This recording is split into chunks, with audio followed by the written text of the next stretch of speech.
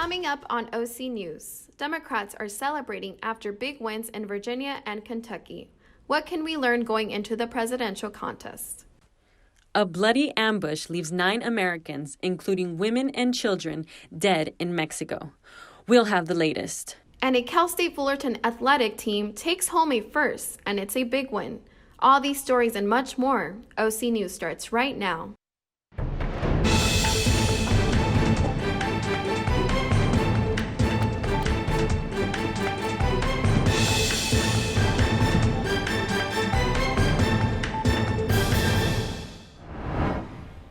Welcome, and thank you for joining us at OC News. I'm Amber Irwin. And I'm Daisy Tornell. OC News is brought to you by the journalism students here at Cal State Fullerton.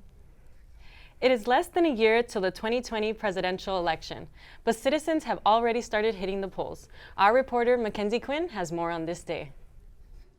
The results are in. Virginia's Democrats have won both the House of Delegates and the state Senate after Tuesday's elections. This is the first time that Democrats have taken full control of the state government since 1994. Democrats picked up 2 seats in the Senate, creating a 1-seat majority over Republicans, what some voters are hoping to use as an advantage to pass new laws they were not able to in the midst of a Republican stronghold. Other states are feeling the blues as well, but mainly out of voter confusion. Kentucky Governor Matt Bevin refuses to concede to his Democratic opponent Andy Beshear after stating that the votes were too close to call. Governor Bevin, President Trump's preferred candidate in the Kentucky election, has now filed a formal request for a recanvass of the votes in his bid for re-election. Bevin has stated that the reports of irregularities may have affected the election, although campaign officials have not provided any specifics on the matter. As of this morning, Democrat Andy Beshear leads by 5,150 votes. Public impeachment hearings are expected to begin next week, with the House Intelligence Committee holding the first open hearings featuring public testimony for 3 key witnesses. William Taylor, George Kent, and Maria Yovanovitch are all key players within the U.S. that work directly with Ukraine representatives. These testimonies come after Bill Taylor taking the stand. Taylor, who was previously the ambassador of the United States to Ukraine, supported the testimony of others that there was a direct quid pro quo in Trump's demand that Ukraine investigate the Bidens. Taylor said, quote, "That was my clear understanding. Security assistance money would not come until the president of Ukraine committed to pursue the investigation." End quote. That's all. Back to you at the desk. In a fire update, evacuation orders were lifted after fire crews stopped the progress of a fire that erupted in Santa Clarita this afternoon. The approximate 9-acre fire was reported just after 1 p.m., threatening homes and a nearby elementary school. No injuries were reported, and the cause of the fire remains under investigation. In total, there are 4 wildfires burning in California. For more information about the wildfires, please visit fireca.gov. Authorities have made an arrest in the case of a suspected gunman who pointed a loaded weapon at a group of students at Mount San Jacinto Community College earlier this morning. 25-year-old Greg Abejon was taken into custody after he tried to flee the country at LAX. The campus was immediately placed on lockdown after the Riverside County Sheriff's Office received the report of the incident. The statement came in just before 9:30 a.m. The deputies who responded say that the man who entered a cafeteria walked up to a table of students and pointed a gun at them before leaving the building. All classes at the college were canceled for the day, and several schools nearby, including San Jacinto Leadership Academy and Clayton A. Record Jr. Elementary, were placed on lockdown while authorities searched for the gunman. No shots were fired and no injuries were reported. The school lockdown was lifted after about 1 p.m. this afternoon. 8 people, including 4 foreign tourists, were stabbed on Wednesday inside the ancient Roman city of Jerash, one of Jordan's most popular sites for visitors. The victim included tourists from Mexico and Switzerland. Police sources announced that 3 of those stabbed were Mexican and 1 was Swiss. The other included 2 Jordanian police officers, tour guide, and a driver.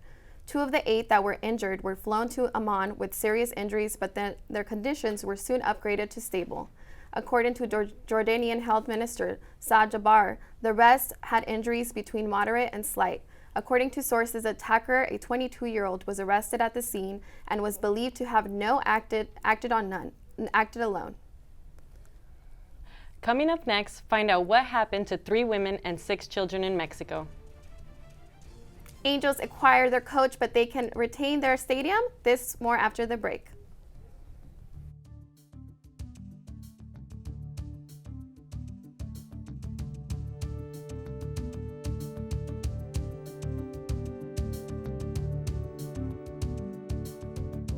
Your son wants to get a cat, I'll really take care of it. but you're allergic.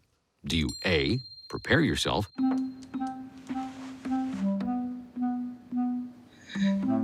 B, make the best of it, C squared equals 25.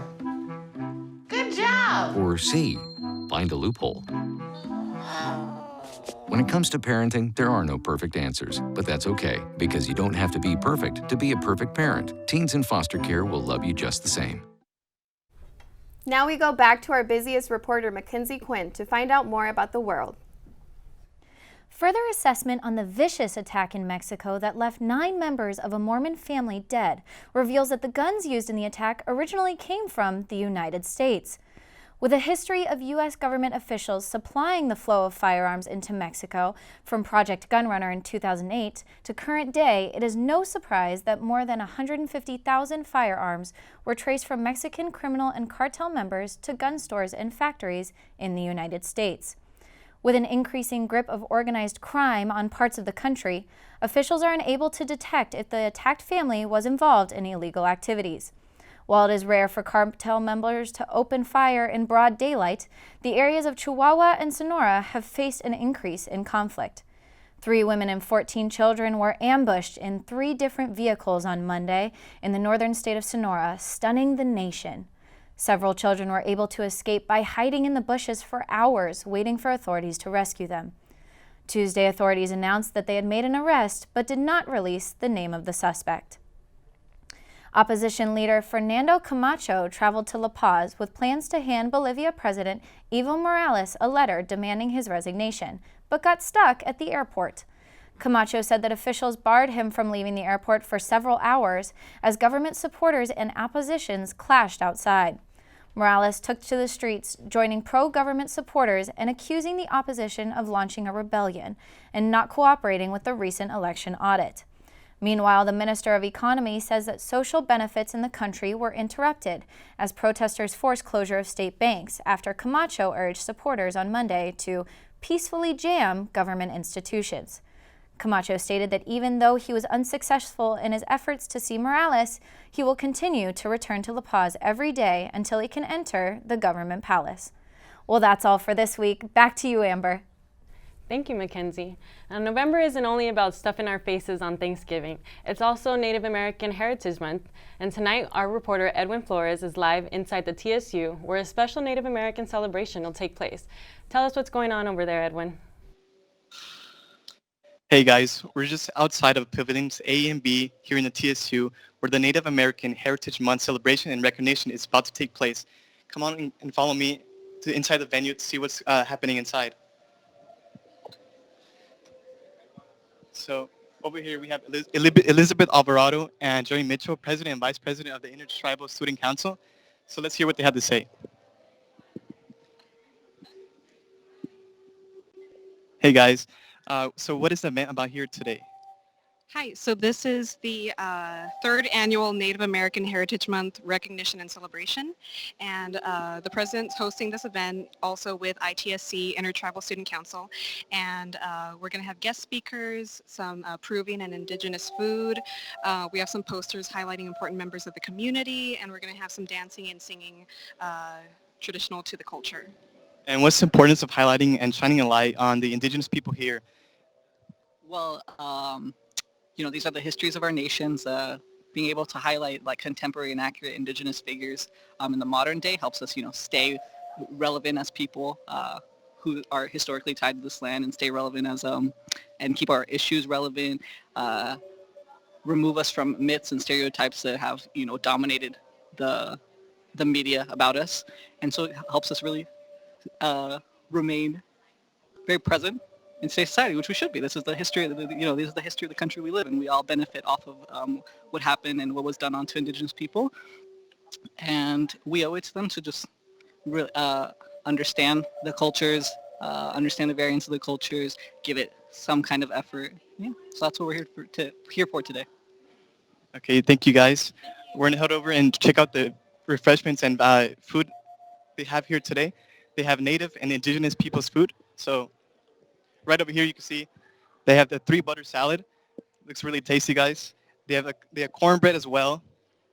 And over here in their entrees, they have yuca fries, pine nut catfish, Peruvian quinoa soup, and of course, everyone's favorite dessert. A bunch of cookies they have, brownies, and that's basically it. So I'm Edwin Flores. Back to you guys to the studio. Thank you, Edwin. Several California mayors are pushing an idea that would make the embattled utility PG&E cooperative owned by its customers. More than a dozen mayors have signed a letter asking the governors and commission to consider their plan. PG&E filed for bankruptcy earlier this year, and the reorganization plan must be approved by the state governor and the Public Utilities Commission. The letter said that not paying shareholder dividends would save billions of dollars that could be used for system upgrades and other costs. By creating a customer-owned utility, we'll first be able to align the financial interests of the company with the public interest. And secondly, we'll be able to create a company that has access to capital markets that will be critically needed for this utility to get back on its feet. The mayors of Oakland, Sacramento, and at least a dozen other cities signed the letter, which was delivered of the State Public Utilities Commission Tuesday. California Governor Gavin Newsom also added that the company needed to be completely transformed. And it's a race to 5G. Sprint and T-Mobile have joined forces under an agreement to bring 97% of Americans 5G coverage within 3 years. The FCC has granted the merger conditional approval given that they provide 90% of Americans with access to mobile service speeds of at least 100 megabits per second within 6 years. If the company fails to meet these agreements, they could be facing fines of up to $2 billion. In a statement released by the FCC, they stated, quote, "The Commission found that the transaction will help close the digital divide and advance on United States leadership in 5G, the next generation of wireless connectivity," end quote. Laguna Niguel became the first city in Orange County to outlaw the sale of electronic cigarettes. This comes after Tuesday's City Hall meeting where the City Council approved the ordinance in favor of the ban and later came to an unanimous 5-0 vote. Laguna Niguel has been pushing for the sales ban for a while now. In 2014, they banned the use of electronic cigarettes in recreational areas. The new ban does not go into effect until about 30 days after the vote. Convenience stores that sell these flavored nicotine products will be the first to be affected by the ban because there are currently no standalone smoke shops in the city. Los Angeles International Airport expanded its LAX IT pickup lot for rideshare services after outrage over long wait times. The new pickup system made its debut last week to try and reduce congestion at the airport. The changes would include 3 new lanes specifically for Lyft pickups, as well as the original lanes designated for Uber and taxi pickups. As of now, passengers have to ride a shuttle or even walk to reach the rideshare lot. And there has been lots of complaints about the packed shuttles and long waiting times. Dozens of taxi drivers were present at an LA City Council Committee meeting to express their frustration with the new lot. Most of them do not like the idea of sharing a lot with the other rideshare companies like Uber and Lyft. Both rideshare companies have been looking forward to a new expansion at LAX. An R&B singer is holding a yard sale and the line is already going long. Plus, the CSUF women's cross country won the biggest award in the conference. All this and more after the break.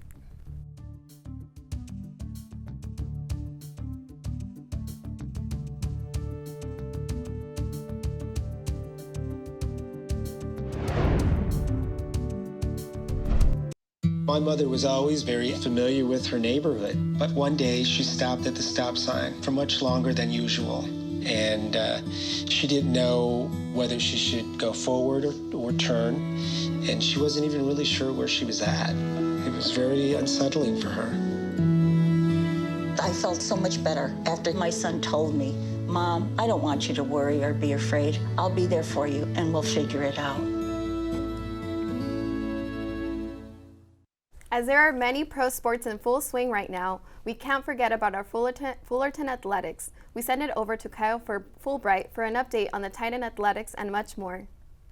Thank you, guys. It's a big week for Cal State Fullerton athletics, but let's start with what went on last weekend. The Cal State Fullerton women's cross country won their first Big West title over the weekend at the Big West Championships. The Titans won with 44 points, with UC Davis and Cal Poly right behind them. Individually, Samantha Huerta took home second place in the 6K, and Trinity Ruelas took home third. On the men's side, they would take home second place, with Eric Gonzalez and Jacob Smith leading the way for them. In other CSUF news, the men's soccer team kicks off the Big West tournament tonight as they travel to Cal Poly to take on the Mustangs. The Titans enter the tournament as the number 5 seed. For the women's team, they will host the Big West tournament as they finish first in the Big West Conference. They will host Hawaii tomorrow and will look to advance to the championship game to take on the winner of UCSB and CSUN on Sunday at Titan Stadium. Now onto the hardwood, as the Los Angeles Lakers would travel to Chicago to take on the Chicago Bulls. It would be a homecoming for Anthony Davis as he would return to his hometown. First half, the Bulls would get going early with this dunk from Kobe White, giving them the early double-digit lead. Sloppy play from the Lakers would continue as Kobe White again hits this three to extend Chicago lead again.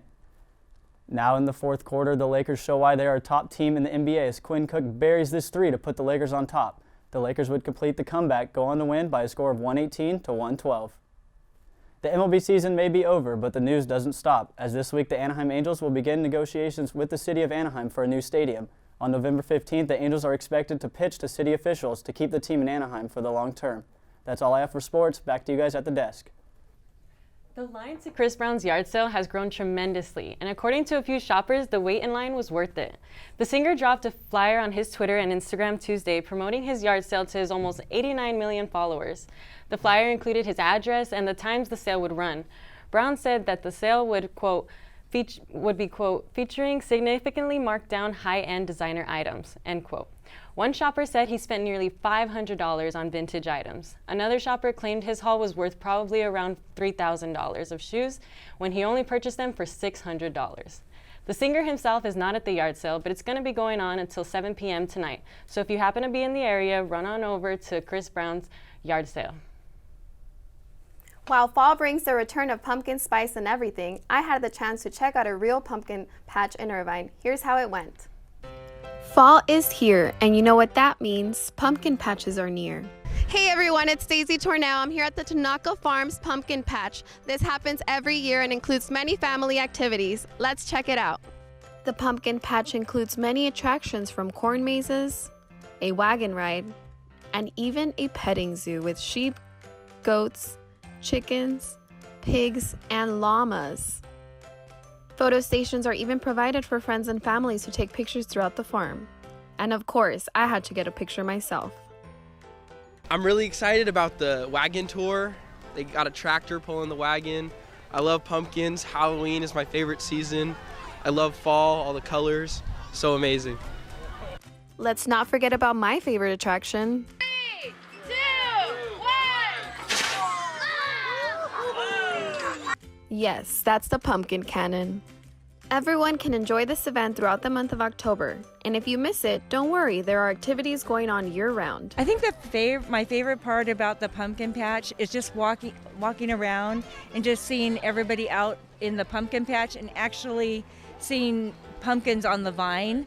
And then all the photo ops, all the babies, sitting on the pumpkins, and just families out here having a great time.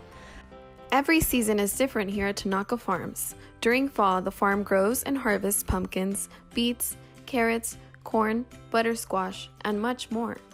And yes, pumpkins are available to purchase. That was adorable. Well, I saw plenty of pumpkins in the patch. Nothing stood out more than the beautiful Daisy. Oh, thank you, Amber.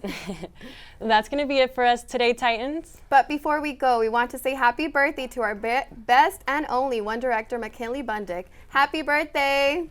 We wish you all a great day. OC News will always love you. Happy birthday. Happy birthday, Mac, and thanks for joining us at OC News. And don't forget to follow our social media under the handle OC News CSUF. I'm Amber Irwin. And I'm Daisy Tornell. See you next time.